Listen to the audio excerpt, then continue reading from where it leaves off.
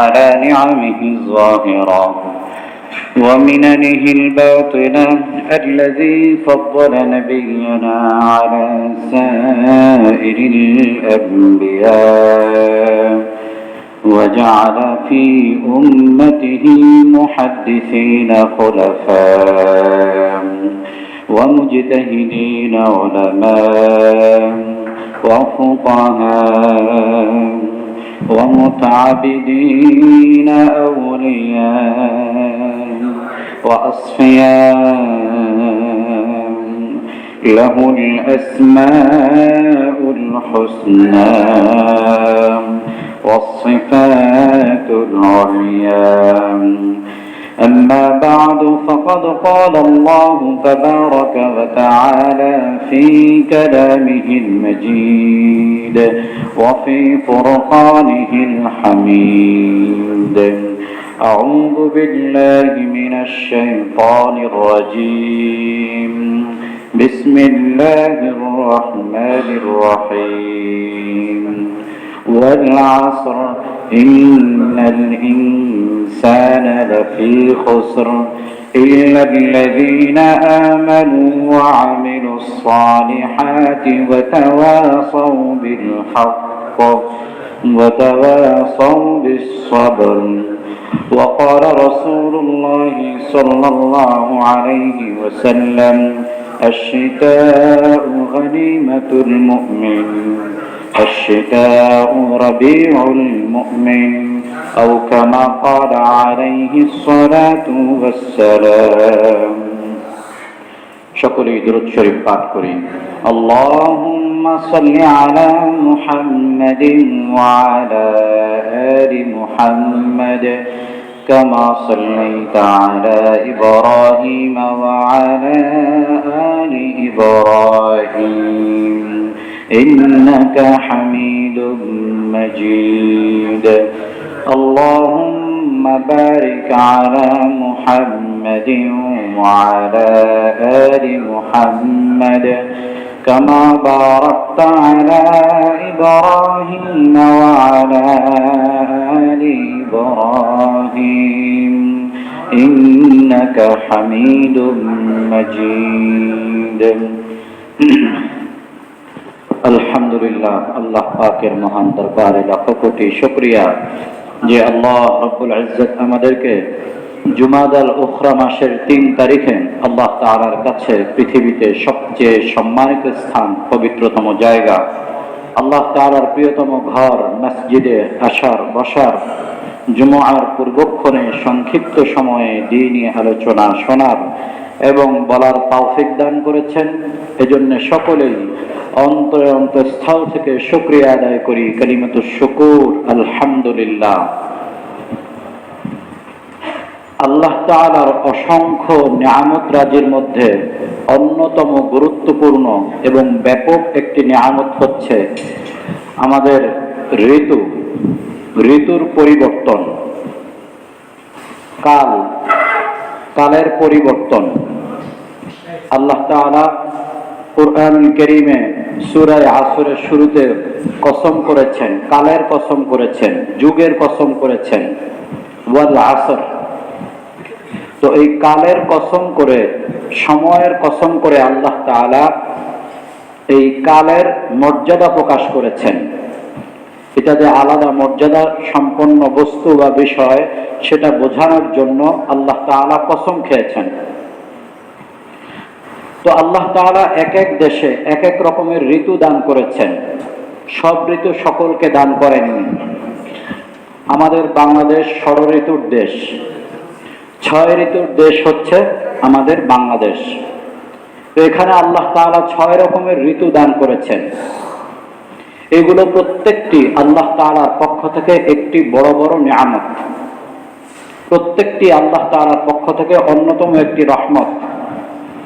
যদি সে সেটাকে সেভাবে আমল করে, যদি সে সেটাকে সেভাবে গ্রহণ করে।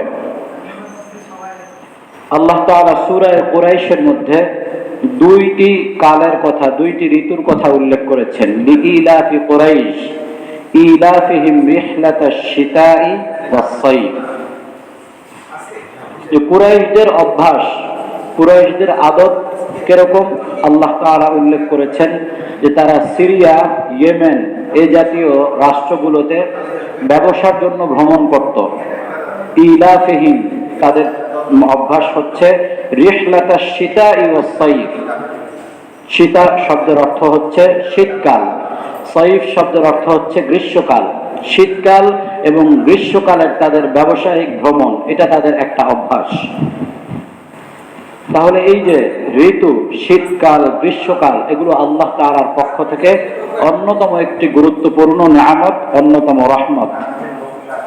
বিশেষ করে শীতকাল, এটা আল্লাহ তাআলার পক্ষ থেকে অন্যতম মুমিনের জন্য একটি রহমত, যদি সেটাকে সে আল্লাহ তাআলার নিয়ামত ভেবে সেটাকে কাজে লাগায়। আর যদি সেটার অপব্যবহার করে, ইসরাফ করে, অপচয় করে, তাহলে সেটা তার জন্য রহমতের পরিবর্তে তার জন্য হবে জাহমত, অর্থাৎ তার জন্য শাস্তির কারণ হবে, ভয়াবহ পরিণতির কারণ হবে, যদি এই শীতকালকে সে যথাযথভাবে কাজে না লাগায়, এই নিয়ামতকে সে যথাযথভাবে কাজে না লাগায়। যখন শীতকাল আসে তখন মানুষের মধ্যে বিভিন্ন রকমের বিভক্তি হয়ে যায়। শীতের এই সময়টাকে আমরা বিভিন্নভাবে ব্যবহার করার চেষ্টা করি, এটা আল্লাহ তাআলার পক্ষ থেকে নিয়ামত, সেটা বলার অপেক্ষা রাখে না। শীতকালে রাত লম্বা হয়, দিন ছোট হয়ে আসে, অনেক সময় বৃদ্ধি হয়। রাতের এই দীর্ঘ সময় কেউ কেউ গুনাহের কাজে লিপ্ত হয়। বিভিন্ন ধরনের ডিজে পার্টি, মদ, নারী, জুয়া, এই ধরনের আনুষ্ঠানিকতা, বিভিন্ন ধরনের গুনাহের পর্যটন, বিভিন্ন ধরনের গুনাহের অনুষ্ঠানাদি, কনসার্ট, এই জাতীয় যত ধরনের গুনাহের বিষয়গুলো রয়েছে, গুনাহের ভ্রমণ, এই সমস্ত কিছু শীতকালের মধ্যেই করে থাকে। আবার এই শীতকালকেও কেউ ইবাদতের জন্য বেছে নেয়, কেউ বিভিন্ন ধরনের ধর্মীয় অনুষ্ঠান, ওয়াজ মাহফিল, এই জাতীয় ইজতেমা, বিভিন্ন ধরনের যে আমলগুলো রয়েছে, এই আমলগুলোর মধ্যে শীতকালকে তারা বেছে নেয়, শীতকালের মধ্যে এই অনুষ্ঠানগুলো করার চেষ্টা করে। কারণ শীতকাল হচ্ছে এই জাতীয় বিষয়গুলোর জন্য উপযুক্ত সময়। শীতকালে আল্লাহ তাআলা শাকসবজি দান করেন, তাজা শাকসবজি আমরা পেয়ে থাকি শীতকালে। শীতকালে সকল জায়গার পরিবর্তন চলে আসে, আল্লাহ তাআলা এই ফসল ফলাদির পরিবর্তন ঘটিয়ে দেন। খেজুরের তাজা রস আমরা ভক্ষণ করি, খেজুরের রস দিয়ে পায়েস বানানো হয়, খেজুরের গুড় তৈরি করা হয়, সেখান থেকে বিভিন্ন পিঠাপুলি আমরা তৈরি করি। এই যে শীতকালীন এক অন্যরকম মুখরোচক খাদ্য দ্রব্য, বিভিন্ন ধরনের নিয়ামত রাজি দিয়ে আল্লাহ তাআলা আমাদেরকে ভরপুর করে রেখেছেন, এটি আমাদের জন্য অন্যতম বড় নিয়ামত। তো সেই নিয়ামতের শুকরিয়া স্বরূপ শীতকালকে আল্লাহ তাআলা, আল্লাহর রসুল, সাহাবায়ে কেরাম, তাবেঈন, তাবে তাবেঈনগণ যেভাবে কাটিয়েছেন, যেভাবে শীতকালকে কাজে লাগিয়েছেন, যথাযোগ্য ব্যবহার করেছেন, আমাদেরকেও সেইভাবে ব্যবহার করা উচিত। যদি আমরা আল্লাহ তাআলার নিয়ামত ভোগ করি আর সেটার অপব্যবহার করি, তাহলে শীতকাল আমাদের জন্য রহমত বয়ে আনবে না, বরং আমাদের জন্য শীতকাল হবে জাহমত, আমাদের কষ্টের কারণ। এজন্য রাসূলুল্লাহ সাল্লাল্লাহু আলাইহি ওয়াসাল্লাম কি বলেছেন? আন আবি সাঈদ আল-খুদরি রাদিয়াল্লাহু তাআলা আনহু আন নবী সাল্লাল্লাহু আলাইহি ওয়াসাল্লাম قال الشتاء ربيع المؤمن مجمع الزوائد 5217তম হাদিস। আবু সাঈদ খুদরি রাদিয়াল্লাহু তাআলা আনহু থেকে বর্ণিত, রাসূলুল্লাহ সাল্লাল্লাহু আলাইহি ওয়াসাল্লাম বলেছেন, শীতকাল হচ্ছে মুমিনের বসন্তকাল, মুমিনের আমলের বসন্তকাল হচ্ছে শীতকাল। তিনি অন্য হাদিসের মধ্যে কাশফুল খাফার মধ্যে এটাকে ব্যাখ্যা করেছেন, আশ-শিতাউ রাবিউল মুমিন, শীতকাল হচ্ছে মুমিনের বসন্তকাল। ক্বালা লাইলুহু ফাকামাহু, শীতকালের রাত দীর্ঘ হয়, ফলশ্রুতিতে সে রাত্রিবেলা কিয়াম করে, সে তাহাজ্জুদের সালাত আদায়ের সুযোগ লাভ করে। ওয়া কসরা নাহারুহু, এবং দিনের সময়টা কমে আসে, ছোট হয়ে আসে দিবস। ফাসামাহু, ফলশ্রুতিতে সে রোজা রাখতে তার জন্য সহজ হয়। শীতকালীন রোজা অনেক সহজ, পানির পিপাসা লাগে না, সময় কম। শীতকালীন রাত্রি অনেক দীর্ঘ, আপনি যদি সুন্নাহ সম্মত পন্থায় বিশ্রাম গ্রহণ করেন আপনার পিঠ ব্যথা হয়ে যাবে। রাসূলুল্লাহ সাল্লাল্লাহু আলাইহি ওয়াসাল্লাম সন্ধ্যার পরে রাত্রির খাদ্য গ্রহণ করতেন, দুবেলা খাদ্য গ্রহণ করা হতো। আমাদের এই সময় তো আমরা 5 বেলা ভক্ষণ করি, ফজরের পরে, আবার 11টার সময়, এরপরে জোহরের পরে, আবার আসরের পরে, আবার রাত্রে। আর রাসূল সাল্লাল্লাহু আলাইহি ওয়াসাল্লামের সময় দুবেলা খাদ্য গ্রহণ করা হতো। একটা হচ্ছে চাশতের পরে, জোহরের আগে, আর আরেকটি হচ্ছে মাগরিবের পরে। তো এশার নামাজটা পড়েই তারা সাথে সাথে বিশ্রাম গ্রহণ করতেন। আপনি চিন্তা করে দেখেন, এখন এশার নামাজ হয় 7:15, 7:15। এরপরে যদি আপনি 8টার মধ্যে বিছনায় চলে যান তাহলে ফজর হইতে কয় ঘন্টা বাকি থাকে? 8টা থেকে 6টা পর্যন্ত ফজরের জামাত হয় এখন 5:45-এ। তাহলে 5টা পর্যন্ত যদি ধরি তাহলে কত ঘন্টা সময় হয়? এত ঘন্টা কেউ ঘুমাতে পারবে? পারবে না। তাহলে অটোমেটিক্যালি আপনার ভোর রাতে উঠে নামাজ পড়াটা হয়ে যাচ্ছে, তাহাজ্জুদের সুযোগ হয়ে যাচ্ছে। তো রাসূলুল্লাহ সাল্লাল্লাহু আলাইহি ওয়াসাল্লাম সে কথাটাই বললেন, শীতকাল হচ্ছে মুমিনের জন্য বসন্তকাল।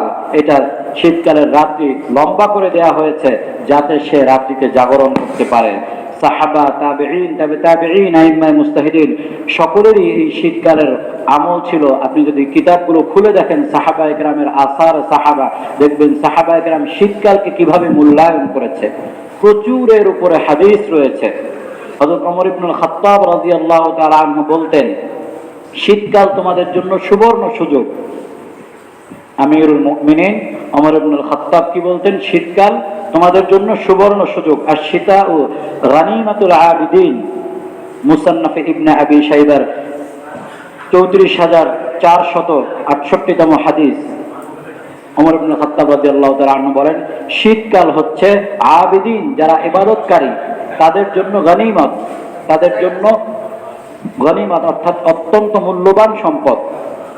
শীতকাল তাদের জন্য অত্যন্ত মূল্যবান সম্পদ যারা ইবাদত করতে চায়। হযরত আব্দুল্লাহ ইবনে মাসউদ রাদিয়াল্লাহু তাআলা আনহু শীতকালকে অভিবাদন জানাতেন, স্বাগত জানাতেন। আব্দুল্লাহ ইবনে মাসউদ রাদিয়াল্লাহু তাআলা আনহু লাতাইফুল মাআরিফের 327তম পৃষ্ঠায় হাদিসটি এসেছে, মারহাবান বিশশিতা, তিনি বলতেন, স্বাগতম হে শীতকাল। তাতানাজ্জালু ফীহিল বারাকাতু ওয়া ইয়াতুলু ফীহিল লাইলু লিল কিয়ামি ওয়া ইউকসারু ফীহিন নাহারু লিস সিয়ামি। হযরত আব্দুল্লাহ ইবনে মাসউদ রাদিয়াল্লাহু তাআলা আনহু বলতেন, মারহাবা হে শীতকাল, যে শীতকাল যখন আসে তখন বরকত নাজিল হয় এবং শীতকালে রাত্রিতে কিয়ামের জন্য, রাত্রিতে নামাজ আদায়ের জন্য রাত্রিতে দীর্ঘ করে দেয়া হয় এবং শীতকালের দিবসকে ছোট করে দেয়া হয় যাতে মানুষ রোজা রাখতে পারে। হযরত মুআয ইবনে জাবাল রাদিয়াল্লাহু তাআলা আনহু কি বলেছিলেন তার ইন্তেকালের সময়? মুআয ইবনে জাবাল রাদিয়াল্লাহু তাআলা আনহু যখন ইন্তেকালের সময় আসলো তখন তিনি কান্না করছিলেন। লাতাইফুল মাআরিফের 301ম পৃষ্ঠায় হাদিস এসেছে। তো তিনি যখন কান্না করছিলেন সকলেই তার কান্নার কারণ জিজ্ঞেস করছিল, আপনি কেন কান্না করছেন? তিনি উত্তর দিলেন, আমি কোনো দুনিয়ার মোহে, দুনিয়ার টাকা পয়সা, ধন দৌলত, দুনিয়ার বাড়ি গাড়ি, দুনিয়ায় আমার জীবন আরো দীর্ঘ হোক এই কারণে আমি কান্না করছি না। আমি তো কান্না করছি আমার সেই ভালোবাসার যে আমল ছিল, যে আমল আমার থেকে ছুটে যাবে, সেই জন্য আমি কান্না করছি। ইন্নামা আবকি আলা জামাইল হাওয়াজিরি। মুআয ইবনে জাবাল রাদিয়াল্লাহু তাআলা বলেন, আমি তো কান্না করছি একমাত্র এই জন্য যে গরমের দিনে দুপুরের উত্তপ্ততা, তৃষ্ণা আমি অনুভব করতাম, অর্থাৎ আমি রোজা রাখতাম গরমের দিনে, আর সেই গ্রীষ্মকালের দুপুরের উত্তপ্ততার, তৃষ্ণতার যে কষ্ট, সেই কষ্ট আমি আর অনুভব করতে পারবো না, সেই জন্য আমি কান্না করছি। ওয়া কিয়ামি লাইলিশ শিতাই, এবং শীতকালীন রাত্র দীর্ঘ হতো আর সেই রাত্রিতে দীর্ঘ সময় আমি কিয়াম করতাম, দীর্ঘ সময় রুকু করতাম, দীর্ঘ সময় সিজদা করতাম, সেই সুযোগ আমার থেকে হাতছাড়া হয়ে যাচ্ছে, এই জন্য আমি কান্না করছি। কে বলেছেন? মুআয ইবনে জাবাল রাদিয়াল্লাহু তাআলা আনহু। এই ধরনের বহু সাহাবায়ে কেরামের বর্ণনা আছে, তাবেঈদের বর্ণনা আছে। প্রখ্যাত তাবেঈ মুআয ইবনে ইয়াজিদ রাহিমাহুল্লাহু তাআলা কি বলেছিলেন? মুআয ইবনে, প্রখ্যাত তাবেঈ মিহজাদ ইবনে ইয়াজিদ রাহিমাহুল্লাহ, তিনি কি বলেছিলেন? তিনি বলেছেন, লাউলা জামাউল হাওয়াজিরি ওয়া তুলু লাইলিশ শিতাই ওয়া লাযাযাতুত তাহাজ্জুদি বিকিতাবিল্লাহি আযজা ওয়া জাল্লা মা বালাইতু আন আকুনা ইয়াসুবা। কত সুন্দর কথা বলেছেন। তিনি বলেছেন, যদি এই গরমের দিনে, গ্রীষ্মকালে দুপুরের যে কষ্ট রয়েছে, উত্তপ্ততা রয়েছে, সেই সময় রোজা রাখার যে তৃষ্ণার্ত হওয়া, এটা যদি না হতো, গ্রীষ্মকালের রোজার দুপুরের তৃষ্ণার্ততা এটা যদি না হতো, আর শীতকালীন রাত্রির এই কিয়ামুল লাইল, রাত্রিকালীন জাগরণের কারণে শীতকালীন যে দীর্ঘ রাত, এটা যদি না হতো, ওয়া লাযাযাতুত তাহাজ্জুদি বিকিতাবিল্লাহি আযজা ওয়া জাল্লা, আল্লাহ তাআলার কিতাব কোরআন কারীমের যে তিলাওয়াত, রাত্রিকালীন যে তিলাওয়াত, সেই তিলাওয়াতের স্বাদ আর মজা আর লজ্জত এটা যদি না থাকতো, মা বালাইতু আন আকুনা ইয়াসুবা, তাহলে আমি মৌমাছি হয়ে যাওয়াও আমার জন্য অকল্যাণকর ছিল না, আমি পরোয়া করতাম না। আমি যদি মৌমাছি হয়ে যেতাম তাও আমার জন্য ভালো ছিল, এটাকে আমি পরোয়া করতাম না। আমার কাছে ভালো লাগে যে আমি রাত্রিকালীন জেগে থেকে আমি ইবাদত করি, আমি কোরআন তেলাওয়াত করি, আল্লাহ তাআলার কিতাবের মজা অনুভব করি, আর আমি গ্রীষ্মকালে রোজা রেখে সেই দুপুর বেলার যে তৃষ্ণার কষ্ট রয়েছে সেটা আমি সহ্য করি। এগুলো যদি না থাকতো তাহলে আমি একটা ছোট মৌমাছি হয়ে যাওয়া আমার জন্য পরোয়ার কিচ্ছু ছিল না। ইবাদতের স্বাদ সেটা ভিন্ন জিনিস, এটা সকলের অনুভব হয় না। ইবাদতের স্বাদ এটা ভিন্ন জিনিস, এটা ভিন্ন আরেক বিষয়। আজকে মানুষের যেমন গুনাহের মধ্যে মজা লাগে, গুনাহেরও একটা স্বাদ আছে, মানে গুনাহের মধ্যে একটা মজা আছে। সেই মজার কারণেই মানুষ গুনাহ থেকে বিরত থাকতে পারে না। গুনাহটা তার কাছে নেশার মতো হয়ে যায়, কারণ যখন সে মজা আর লজ্জত সে অন্তরে অনুভব করে, তখন সেটাকে সে ভুলতে পারে না। সে হাজার তওবা করার পরেও আবার সেটাতে চলে যায়। ঠিক তদ্রুপ নেক কাজের মধ্যে, ইবাদতের মধ্যে এক প্রকার মজা আছে। ওই মজা যদি কেউ অন্তরে অনুভব করতে পারে, পৃথিবীর কোনো লজ্জত, কোনো স্বাদ, কোনো মজাই তার কাছে আর স্বাদ লাগবে না। পৃথিবীর আপনি যত দামি খাবার তার সামনে নিয়ে আসেন, যত ভালো দৃশ্য তাকে দেখান না কেন, যত সুন্দর তার সামনে আসুক না কেন, ইবাদতের স্বাদ আর ইবাদতের যে অন্তর্নিহিত এক মজা রয়েছে, যে লজ্জত রয়েছে, এটা যদি কেউ অন্তরে অনুভব করতে পারে, তাহলে তার কাছে পৃথিবীর কোনো কিছুই স্বাদ লাগবে না, সবকিছু তার কাছে বিস্বাদ হয়ে যাবে। ইবাদতের কাছে সবকিছু তার কাছে ছোট মনে হবে, ইবাদত তার কাছে সবচেয়ে বড় আর সবচেয়ে উত্তম মনে হবে। তো এটা যারা তাবেঈন, তাবেঈন, যারা আইম্মা মুজতাহিদিন, সাহাবায়ে কেরাম ছিলেন, তারা সেই স্বাদ অনুভব করেছেন। সে কারণেই তাদের এই অবস্থার সৃষ্টি হয়েছিল, সেই কারণে তাদের এই ভালোবাসা সৃষ্টি হয়েছিল। ইবাদত করতে পারলে তারা শুকরিয়া আদায় করতেন, তারা মনে করতেন অনেক বড় কিছু করে ফেলেছেন, অনেক বড় কিছু তার পাওয়া হয়ে গিয়েছে, এটা তারা মনে করতেন। এজন্য এই যে শীতকাল আল্লাহ তাআলা আমাদেরকে দান করেছেন, এটা অনেক বড় একটি নিয়ামত। এই নিয়ামতকে সাহাবায়ে কেরাম, তাবেঈন, তাবেঈনগণ এটাকে কাজে লাগিয়েছিলেন। আমরাও এই শীতকালকে কিভাবে কাজে লাগাতে পারি, কিভাবে শীতকালকে আমরা কর্মময় করে তুলতে পারি, ইবাদত বন্দেগীর মাধ্যমে প্রাণবন্ত করে তুলতে পারি, এই শীতকালকে কিভাবে, এর সাজেশন উলামায়ে কেরাম আমাদের সামনে উল্লেখ করেছেন। শীতকালীন সহজ কিছু আমল, প্রথম আমল হচ্ছে নফল রোজা রাখা বা কাজা রোজা যেগুলো আছে সেগুলো আদায় করে ফেলা, অথবা আপনার জিম্মায় যদি কোনো কাফফারা রোজা থেকে থাকে, আপনি আদায় করতে পারছেন না, শীতকাল হচ্ছে আপনার জন্য সুবর্ণ সুযোগ। আপনার পানির পিপাসা লাগবে না, দিন ছোট হয়ে আসছে, এইটাই হচ্ছে সবচেয়ে সহজতম সময়। সারা বছরে এরকম সময় আর কখনো পাবেন না। এই সময় আপনার কাফফারার রোজা, কাজার রোজা, নফল রোজাগুলো রেখে ফেলেন। তো এই জন্য শীতকালকে রোজার জন্য নির্ধারিত করা হয়েছে। শীতকালে যত বেশি নফল রোজা রাখা যায়, আল গানিমাতুল বারিদাতু আস-সাওমু ফিশ শিতা, তিরমিজি শরীফের 797তম হাদিস, যে এটাকে গানিমাতে বারেদা বলা হয়েছে। শীতকালে রোজা রাখা, এটাকে কি বলা হয়েছে? ঠান্ডা সম্পদ, ঠান্ডা গানিমত। আল গানিমাতুল বারিদাতু, ঠান্ডা গানিমত হচ্ছে আস-সাওমু ফিশ শিতা, যে শীতকালে রোজা রাখা। সাহাবী আবু হুরায়রা রাদিয়াল্লাহু তাআলা আনহু, তিনি একদিন তার শিষ্য তাবেঈদেরকে উদ্দেশ্য করে বলছিলেন, আলা আদুল্লুকুম আলাল গানিমাতিল বারিদাতি, আমি কি তোমাদেরকে গানিমাতি বারিদা সম্পর্কে কি তোমাদেরকে বলবো? গনিমতে বারেদা কাকে বলে তোমাদেরকে বলবো? ক্বালু বালা, তারা বলল হ্যাঁ অবশ্যই আমাদেরকে জানিয়ে দিন। কুলনা ওয়া মা যালিকা, তারা বলল এটা কি? গনিমতে বারেদা এটা কাকে বলে? ইয়া আবা হুরায়রা, হে আবু হুরায়রা, ক্বালা আস-সাওমু ফিশ শিতা, আবু হুরায়রা রাদিয়াল্লাহু তাআলা আনহু বললেন এটা হচ্ছে শীতকালীন রোজা। শীতকালে সিয়াম পালন করা, রোজা রাখা, এটাই হচ্ছে গনিমতে বারেদা, একজন মুমিনের জন্য ঠান্ডা গনিমত আল্লাহ তাআলা তাকে দান করেছেন। দ্বিতীয় আমল হচ্ছে কিয়ামুল লাইল আদায় করা। কিয়ামুল লাইল আদায় করা, শীতকালে তাহাজ্জুদের সালাত আদায় করা। যারা অন্য সময় তাহাজ্জুদের জন্য জাগতে পারেন না, অফিসের কারণে, বিভিন্ন প্রয়োজনের কারণে রাত্রিকালীন জাগরণ হয় না, শীতকাল আপনার জন্য সুবর্ণ সুযোগ। শীতকালে দীর্ঘ রাত, এই রাত্রিতে আপনি যদি পড়তে চান, ইচ্ছা করলে আপনি একটু 1 ঘন্টা আগে উঠলে আপনি তাহাজ্জুদের সালাত আদায় করতে পারেন। অনেক সময় রয়েছে। রাসূলুল্লাহ সাল্লাল্লাহু আলাইহি ওয়াসাল্লামকে আল্লাহ তাআলা এই কারণেই বলেছিলেন সূরা মুযাম্মিলের মধ্যে, ইন্না নাশিআতাল লাইলি হিয়া আশাদ্দু ওয়াতআন ওয়া আকওয়ামু কিলা, নিঃসন্দেহে রাত্রিকালীন জাগরণ এটা এমন এক শক্তিশালী বিষয়, এমন এক শক্তিশালী আমল, হিয়া আশাদ্দু ওয়াতআন, অন্তরের প্রবৃত্তিকে দলনকারী, অন্তরের খাহেসাত, অন্তরের প্রবৃত্তিকে, অন্তরের যে পশুসুলভ আচরণ, পাশবিক যে আচরণ স্বভাব, সেটাকে দলনকারী হচ্ছে এই রাত্রিকালীন জাগরণ করা। ওয়া আকওয়ামু কিলা, এবং কথা বলার পক্ষে অত্যন্ত মজবুত, কথা বলার পক্ষে শক্তিশালী ভূমিকা রাখে রাত্রিকালীন জাগরণ।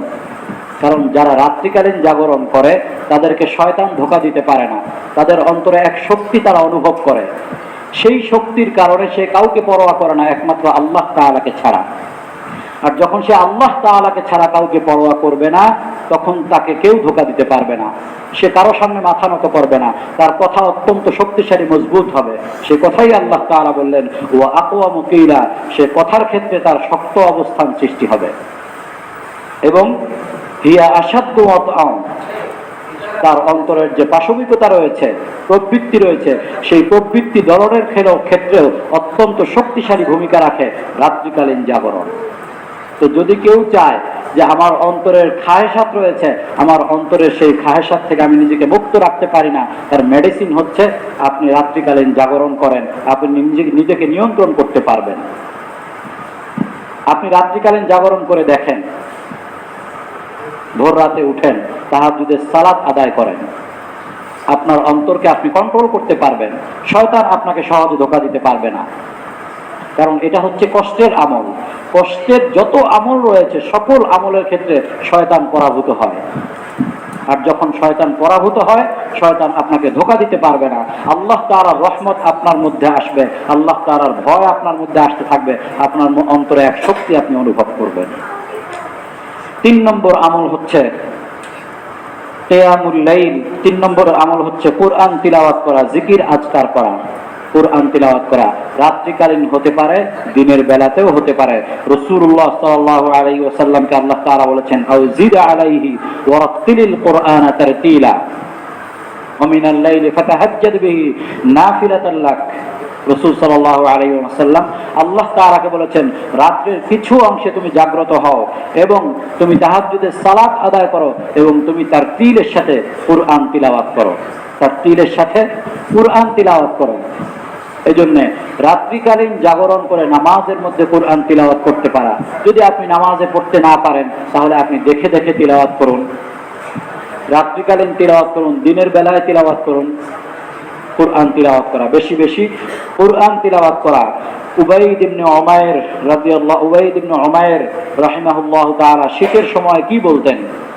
একজন তাবেঈ ছিলেন, তিনি কি বলতেন? ইয়া আহলাল কোরআন, হে আহলে কোরআন, ক্বালা লাইলুকুম লিকিরাআতিকুম ফাকরাউ, তোমাদের কিরাতের জন্য, তোমাদের কোরআন পাঠ করার জন্য তোমাদের রাত্রিকে দীর্ঘ করে দেয়া হয়েছে, অতএব তোমরা শীতকালীন এই রাত্রিগুলিতে বেশি বেশি কোরআন পাঠ করো।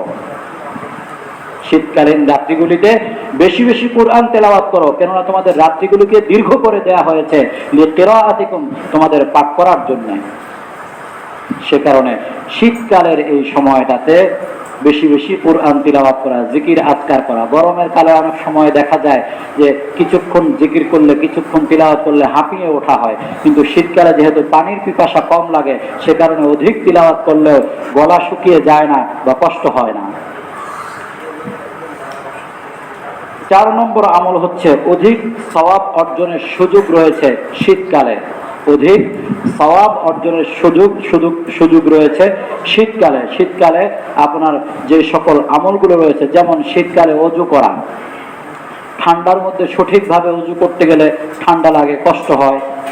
এই যে একটু বেশি কষ্ট করে ওযু করা হলো, শীতকালে ফজরের নামাজে মসজিদে এসে জামাতের সাথে নামাজ আদায় করতে কষ্ট হয়। আপনার যে লম্বা রাত্রি, এই রাত্রিতে ঘুম পুরা হয়ে যাচ্ছে, কিন্তু উনি ঘুম থেকে উঠে গরম পানি দিয়ে নিজের ঘরেই নামাজ আদায় করে নিচ্ছেন। কেন? ঘর থেকে বের হতে হলে একটু ঠান্ডা অনুভূত হবে, আবার জ্যাকেট এই জাতীয় শীতের পোশাক গায়ে দিতে হবে, এক অন্যরকম প্রস্তুতি গ্রহণ করতে হবে, এরপরে মসজিদে আসতে হবে। এই যে কষ্টটুকু, এই কষ্টটুকু উনি গ্রহণ করতে চান না, সে কারণে তিনি জামাতকে ছেড়ে দিয়ে ঘরেই হয়তো নামাজ আদায় করে নিচ্ছেন। রাসূলুল্লাহ সাল্লাল্লাহু আলাইহি ওয়াসাল্লাম কি বলছেন? যে মসজিদে কষ্ট করে যাতায়াত করা, শীতকালীন এই ঠান্ডার মধ্যে কষ্ট করে ওযু করা, এই প্রত্যেকটি আমল, কষ্টের সকল আমলের সওয়াব, অন্য রকমের সওয়াব, যেগুলো দ্বারা আল্লাহ তাআলা সমস্ত গুনাহ খাতাকে মিটিয়ে দেন, যেগুলো দ্বারা আল্লাহ তাআলা জান্নাতের মর্যাদা আর দরজাতকে বুলন্দ করে দেন। রাসূলুল্লাহ সাল্লাল্লাহু আলাইহি ওয়াসাল্লাম বলেছেন, মুসলিম শরীফের 251তম হাদিস, আলা আদুল্লুকুম আলা মা ইয়ামহুল্লাহু বিহিল খাতায়া ওয়া ইয়ারফাউ বিহিদ দারাজাত। সাহাবায়ে কেরামকে রাসূল সাল্লাল্লাহু আলাইহি ওয়াসাল্লাম উদ্দেশ্য করে বললেন যে আমি কি তোমাদেরকে এমন সকল আমলের কথা বলে দিব না যা তোমাদের সমস্ত গুনাহ খাতাগুলো মিটিয়ে দেয় এবং তোমাদের দরজাত, তোমাদের মর্যাদাকে বুলন্দ করে দেয়, উন্নত করে দেয়? এমন আমলের কথা কি বলে দিব না? ক্বালু বালা, সাহাবায়ে কেরাম বললেন, হ্যাঁ অবশ্যই, আমাদেরকে বলে দিন। রাসূল সাল্লাল্লাহু আলাইহি ওয়াসাল্লাম বললেন, ইসবাগুল উযুই আলাল মাকারিহি। প্রথম আমল বললেন কষ্টের সময়ও উত্তম রূপে ওযু করা। কষ্টের সময়ও উত্তম রূপে ওযু করা কষ্টের আমল। আগেই বলেছিলাম, কষ্টের আমলে এই জাতীয় লাভ হবে, এই জাতীয় ফলাফল লাভ করা যাবে। তো কষ্টের মধ্যেও শীতকালে ওযু করতে কষ্ট হয়, তাড়াহুড়ো করে ওযু করে নিলাম, কিছু জায়গা শুকনো থেকে গেল, নামাজ আদায় হবে না। এখন আবার শীতকালে একটু চামড়া ফেটে যায়, পায়ের তলা ফেটে যায়, সে কারণে আরো ভালোভাবে উযু করতে হয়, ভালোভাবে পানি লাগাতে হয়, সে কারণে কিছুটা ঠান্ডা অনুভূত হয়। এই যে ঠান্ডার কষ্টটুকু আপনি আমি অনুভব করছি, এই কারণে আল্লাহ তাআলা পৃথকভাবে আপনাকে আমাকে সওয়াব দান করবেন। আল আজরু তাতাকাদ্দারু বিকদরিল মাউনা। পুরস্কার তো লাভ হবে আপনার আমার যতখানি কষ্ট হবে সেই কষ্টের অনুপাতে। যে আমলে যত বেশি কষ্ট, সেই আমলে তত বেশি পুরস্কার। এটা হচ্ছে মূলনীতি। তো এখানের মধ্যে আপনি কষ্ট করে আমল করছেন, কষ্ট করে ওযু করছেন, এই ওযুর কারণে আল্লাহ তাআলা আপনার পেছনে গুনাহ খাতা মিটিয়ে দিবেন, দরজাত বুলন্দ করে দিবেন। দ্বিতীয় হচ্ছে ওয়া কাসরুল খাতা ইলাল মাসাজিদ। মসজিদের দিকে বেশি বেশি পা ফেলে, মসজিদের দিকে বেশি বেশি হেঁটে মসজিদের দিকে যাতায়াত করা। ইচ্ছে করলে গাড়িতে করে মসজিদে আসা যায়, কিন্তু সওয়াবের জন্য যদি কেউ মসজিদের দিকে আসে, এজন্য সাহাবায়ে কেরাম ছোট ছোট কদম ফেলতেন মসজিদে আসতে, হাদিসের মধ্যে রয়েছে। কেন? প্রত্যেক কদমে কদমে তাদের সওয়াব হবে, বড় বড় কদমে চলে গেলে তো সওয়াব কম হবে। সেই জন্য সওয়াবের আশায়, যেহেতু রাসূল সাল্লাল্লাহু আলাইহি ওয়াসাল্লাম বলেছেন কাসরাতুল খুতা, অধিক পা মাটিতে ফেলা, অধিক পা ফেলে মসজিদে যাওয়া, এটা যত বেশি হবে, অর্থাৎ এখানে মসজিদে বেশি যাওয়াকে বুঝিয়েছেন। তো কষ্ট করে হলেও মসজিদে যাতায়াত করা, সেটা শীতের মধ্যে ফজরের নামাজে হলেও। আর তৃতীয় আমল হচ্ছে ওয়ান্তিজারুস সালাতি বা'দা সালাত। এক নামাজের পরে আরেক নামাজের অপেক্ষা করা, এক ওয়াক্তের পরে আরেক ওয়াক্তের জন্য অপেক্ষায় থাকা। এই তিনটি আমলের কথা বললেন। এই তিনটি আমল কষ্টকর। তো যদি এই তিনটি আমল কেউ করে, তাহলে তার কি হবে? তার গুনাহ খাতা আল্লাহ তাআলা মিটিয়ে দিবেন এবং আল্লাহ তাআলা তার জান্নাতের মর্যাদাকে বুলন্দ করে দিবেন। এরপর রাসূল সাল্লাল্লাহু আলাইহি ওয়াসাল্লাম কি বলেছেন? ফাযালিকুমুর রিবাত। এটাই হচ্ছে তোমাদের জন্য রিবাত। রিবাত বলা হয়ে থাকে সীমান্ত প্রহরা। সীমান্ত পাহারা দেওয়া। সীমান্ত পাহারা দেওয়া মানে অর্থাৎ যারা সীমান্ত পাহারা দিচ্ছে তারা দেশকে রক্ষা করছে। বৈদেশিক যত ধরনের শত্রু আছে তাদের শত্রুতা থেকে, তাদের ষড়যন্ত্র থেকে, তাদের সকল ধরনের আক্রমণ থেকে দেশকে রক্ষা করার দায়িত্বে আছে যারা সীমান্তে পাহারা দিচ্ছে। বিজিবি, বর্ডার গার্ড, বাংলাদেশ, তারা এই কাজ করে যাচ্ছে। তো আমাদের দেশের তারা সীমান্ত পাহারা দিচ্ছে দেশকে রক্ষা করার জন্য। তো আপনি আপনার অন্তরকে যদি রক্ষা করতে চান, আপনি শয়তানের শত্রুতা থেকে যদি রক্ষা করতে চান, আর শয়তান আমাদের ইমানের শত্রু, আমাদের দ্বীনের শত্রু, আমাদের ইসলামের শত্রু। আমি যদি আমার অন্তরের ইসলাম, আমার দ্বীন, আমার অন্তরের ইমানকে আমি রক্ষা করতে চাই, তাহলে আমার এমন কিছু কষ্টের আমল করতে হবে যেই আমলগুলো হবে আমার জন্য রিবাত, যে আমলগুলো আমার জন্য হবে সীমান্ত প্রহরা।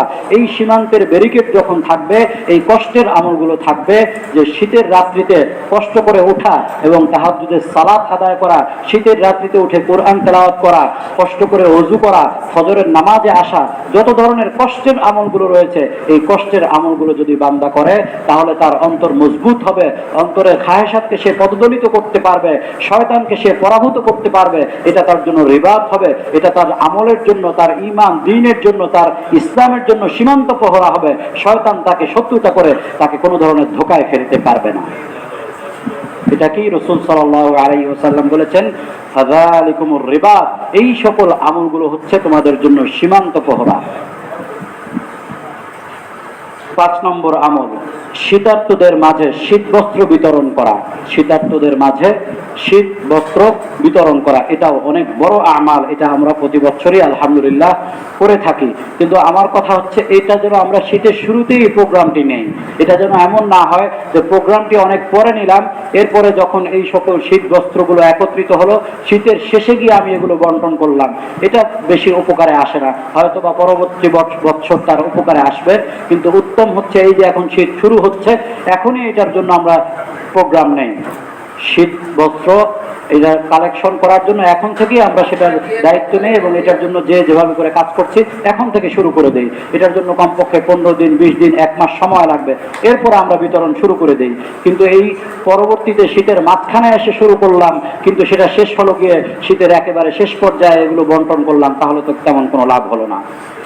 রাসূলুল্লাহ সাল্লাল্লাহু আলাইহি ওয়াসাল্লাম বলেছেন, আইয়ুমা মুসলিমিন কাসা মুসলিমান সাওবান আলা উরিন কাসাহুল্লাহু মিন কুবারিল জান্নাহ। রাসূল সাল্লাল্লাহু আলাইহি ওয়াসাল্লাম বলেন, যে কোনো মুসলিম কোনো বিবস্ত্র মুসলিমকে পোশাক পরিধান করাবে, যার কোনো পোশাক নাই, বিবস্ত্র মুসলিম কে পোশাক পরিধান করাবে, আল্লাহ তাআলা তাকে জান্নাতের পোশাক থেকে সবুজ রঙের পোশাক পরিধান করাবেন। وأيما مسلم أطعم مسلما على جوع أطعمه الله من ثمار الجنة। আর যে মুসলিম কোন ক্ষুধার্ত মুসলিমকে খাদ্য দান করবে, কোন ক্ষুধার্ত মুসলিমকে আহার দান করবে, আল্লাহ তাআলা তাকে জান্নাতের ফল থেকে উত্তম ফল ভক্ষণ করাবেন। وأيما مسلم سقى مسلما على ظمأ سقاه الله عز وجل من الرحيق المختوم। আর যে মুসলিম কোন তৃষ্ণার্ত মুসলিমকে পানি পান করাবে, কোন তৃষ্ণার্ত মুসলিমকে পানি পান করাবে, আল্লাহ তাআলা তাকে রাহিকুল মাখতুম, জান্নাতের একটি প্রস্রবণের নাম হচ্ছে আর রাহিকুল মাখতুম, এই রাহিকুল মাখতুম থেকে তাকে পানি পান করাবেন। তো গ্রীষ্মকালে আমরা পানি বিতরণ করতে পারি, আর শীতকালে শীত বস্ত্র বিতরণ করতে পারি। 6 নম্বর হচ্ছে জাহান্নাম থেকে পানাহ চাওয়া। সর্বশেষ আমল, বেশি বেশি দোয়া করা আল্লাহ তাআলার কাছ থেকে জাহান্নাম থেকে পানাহ চাওয়া। কারণ জাহান্নাম কত কঠিন বিষয়, জাহান্নাম কি বলেছে রাসূলুল্লাহ সাল্লাল্লাহু আলাইহি ওয়াসাল্লাম আমাদেরকে বলে গিয়েছেন। বুখারী শরীফের 326তম হাদিস, ইশতাকান নারু ইলা রাব্বিহা, জাহান্নাম একদিন তার প্রতিপালকের কাছে, তার রবের কাছে এই বলে অভিযোগ করেছিল, ফাকালাত রাব্বি আকালা বা'দি বা'দা, সে বলেছিল, হে আমার রব, আমার এক অংশ আরেক অংশকে খেয়ে ফেলছে। অর্থাৎ আমার ভেতরের যে পরিস্থিতি, যে জ্বলন এবং যে ধরনের পরিস্থিতি, সেটার কারণে এক অংশ আরেক অংশকে খেয়ে ফেলছে। জাহান্নাম আল্লাহ তাআলার কাছে এই অভিযোগ করেছিল। ফাআযিনা লাহা বিনাফাসাইনি, তো আল্লাহ তাআলার পক্ষ থেকে আল্লাহ তাআলা তাকে 2টি নিঃশ্বাস ফেলার অনুমতি দিয়েছেন। 2টি শ্বাস, 2টি নিঃশ্বাস ফেলার অনুমতি দিয়েছেন। নাফাসুন ফিশ শিতাই ওয়া নাফাসুন ফিস সাইফি, একটি হচ্ছে শীতকালে আর আরেকটি হচ্ছে গ্রীষ্মকালে। শীতকালে জাহান্নাম একটি নিঃশ্বাস ছাড়বে, আর গ্রীষ্মকালে জাহান্নাম আরেকটি নিঃশ্বাস ছাড়বে। দুটি নিঃশ্বাস ছাড়ার অনুমতি আল্লাহ তাআলা জাহান্নামকে দিয়েছেন, যাতে জাহান্নামের ভেতরে যে শাস্তি রয়েছে, আযাবের তীব্রতা রয়েছে, সেটার কারণে একটি আরেকটির অংশ খেয়ে না ফেলে। তো রাসূল সাল্লাল্লাহু আলাইহি ওয়াসাল্লাম কি বলেছেন? ফা আশাদ্দু মা তাজিদুনা মিনাল হাররি, তোমরা গ্রীষ্মকালে যে গ্রীষ্মের উষ্ণতা অনুভব করো, এই যে লু হাওয়া সৃষ্টি হয়, সেটা কোথা থেকে হয়? ফা আশাদ্দু মা তাজিদুনা মিনাল হাররি, সেটা জাহান্নামের সেই তীব্রতা, জাহান্নামের সেই উষ্ণতা থেকে আসে। এরপরে বলেছেন ওয়া আশাদ্দু মা তাজিদুনা মিনাজ জামহারির, আর শীতকালে তোমরা যে শীতের তীব্রতা অনুভব করো, শীতের শৈত্য প্রবাহ যখন হয়ে থাকে